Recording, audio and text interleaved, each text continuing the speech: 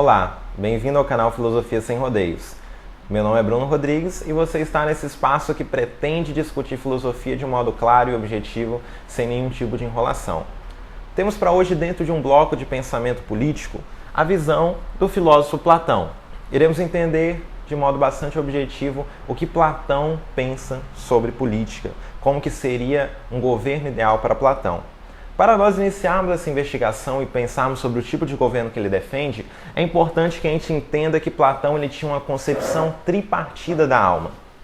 Para Platão, a nossa alma ela é dividida em três, não é uma coisa única, não é uma coisa una. Mas temos na nossa alma uma parte racional, uma parte irascível e uma parte concupiscível.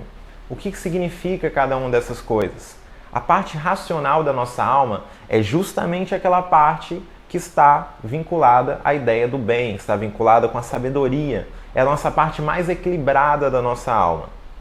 Enquanto a parte irascível é a nossa parte colérica, a nossa parte que nos induz a fazermos coisas por impulso, a nossa parte que está vinculada também com a ideia da coragem. Então essa também é outra característica presente na alma, segundo Platão. E a outra é a parte concupiscível, que é relativa aos apetites, aos afetos, aos desejos sexuais, aos desejos de alimentação. Tudo isso está vinculado a essa terceira parte da alma, que é a concupiscível. Mas o que isso tem a ver com filosofia política? O que tem a ver entender a alma para Platão, para que a gente possa entender filosofia política? A ideia é que em Platão isso está completamente vinculado. Porque cada pessoa vai ter uma dessas partes da alma que vai ser a mais dominante. E, dependendo de qual parte da alma for dominante para cada pessoa, isso determinará em que lugar social, qual posição social essa pessoa deve ocupar. Então, observe, aqueles que têm a alma racional devem ser os filósofos e governantes. Perceba que Platão está dizendo que os filósofos são aqueles que são os mais dominados pela alma racional, são aqueles que entendem melhor a ideia do bem e são aqueles que são os mais aptos a governar a cidade. Então perceba, Platão ele é contrário à democracia. Hoje em dia, quando a gente vai falar de democracia, é quase um consenso dizer que a democracia é algo bom. Só que Platão não via a democracia como algo bom. Platão via a democracia como algo perigoso.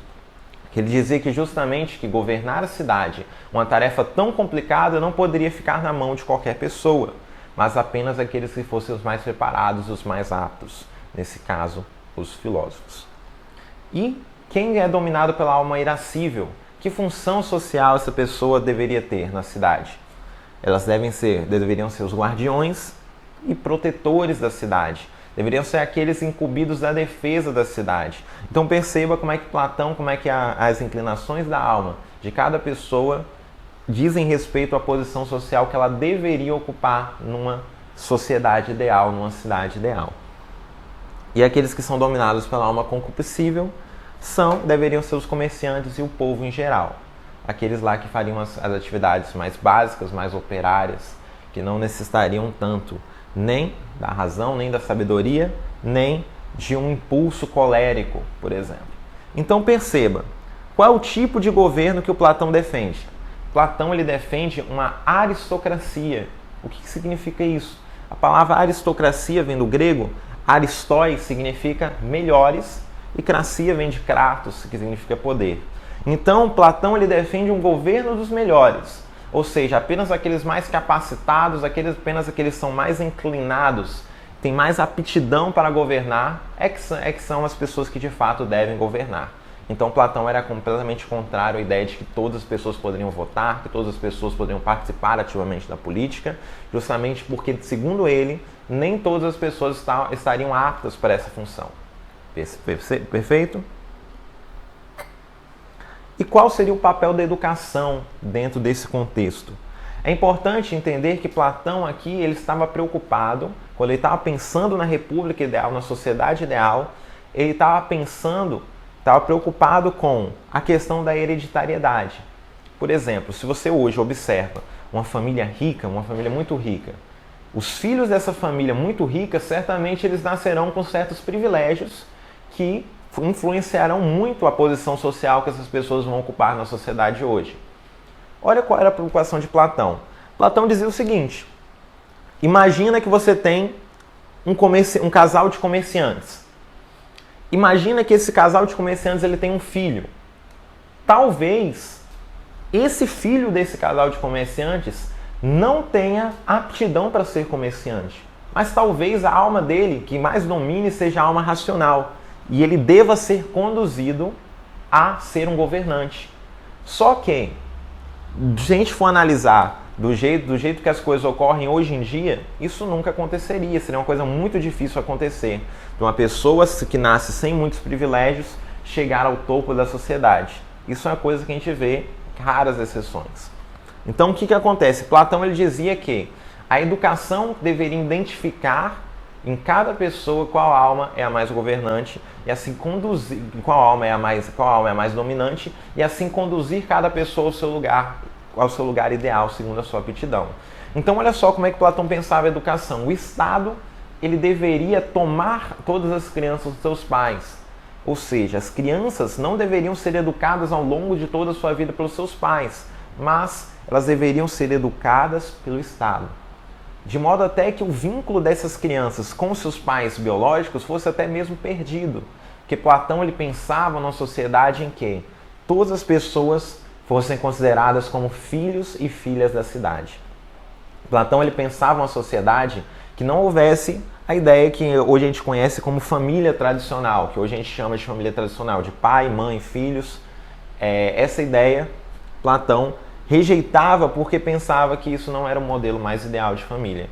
E ele pensava que ele estava justamente preocupado com essa questão, justamente preocupado com o quê? Uma pessoa que nasce dentro de uma família, talvez ela tenha aptidão, ela tenha uma alma inclinada para uma outra classe social, e isso, ela sendo educada pelo Estado, o Estado deveria conduzir ela a esse local. Perfeito? Uma coisa curiosa também, interessante, que Platão ele defendia, embora a sociedade grega fosse considerada muito machista, quase toda ela, Platão defendia que, por exemplo, uma mulher poderia ser uma filósofa, uma mulher poderia ser governante, chegar ao governo da cidade. Isso lá, desde essa época de Platão, lá no século III a.C. Então perceba, assim Platão está concebendo a política, ele está tentando pensar numa república ideal, está fazendo filosofia política, idealizando um governo esse que nunca chegou a acontecer, nunca chegou a ser praticado, mas ele idealiza o governo vinculado com as ideias das almas, com a sua noção tripartida da alma, considerando que cada pessoa deveria ser conduzida ao seu lugar de maior aptidão, sendo conduzida pelo Estado. Então, um trechinho da República, assim, só para não ficar apenas nas minhas palavras. Enquanto os filósofos não forem reis nas cidades, ou aqueles que hoje denominamos reis e soberanos, não forem verdadeira e seriamente filósofos, enquanto o poder político e a filosofia não convergirem no mesmo indivíduo, não terão fim, meu caro Glauco, os males das cidades, nem conforme julgo os do gênero humano, e jamais a cidade que nós descreveremos será edificada. Eis o que eu hesitava muito em dizer, prevendo o quanto essas palavras chocariam o senso comum. De fato, é difícil conceber que não haja felicidade possível de outra maneira para o Estado e para os cidadãos. Isso aqui é um diálogo que está dentro do livro A República, que Platão escreve, ele utiliza Sócrates como personagem principal, e nesse livro ele está tentando idealizar o governo perfeito. E aqui Platão, ele discutindo aqui, nesse diálogo aqui do Sócrates com Glauco, ele diz: para que a cidade perfeita seja organizada, é necessário justamente que os reis sejam filósofos, que os filósofos seriam aqueles mais capazes dessa função. Considero válido também ressaltar que Platão tem muitas outras coisas que são relevantes, são muito importantes para nós também, como por exemplo o mito da caverna, a sua teoria do conhecimento, mas nesse vídeo ele teve como objetivo, teve como escopo explorar especialmente os aspectos gerais da filosofia política do filósofo. Para acompanhar essas outras partes importantes do pensamento de Platão, mantenha-se inscrito nesse canal que certamente nós discutiremos isso de forma clara e objetiva como sempre. Então assim nós entendemos assim as bases do pensamento de Platão. Peço que você deixe seu like, se inscreva neste canal. Qualquer dúvida, se quiser me perguntar algo mais diretamente, você pode me seguir no meu Instagram, e agradeço muito pela sua atenção e te espero em novos vídeos.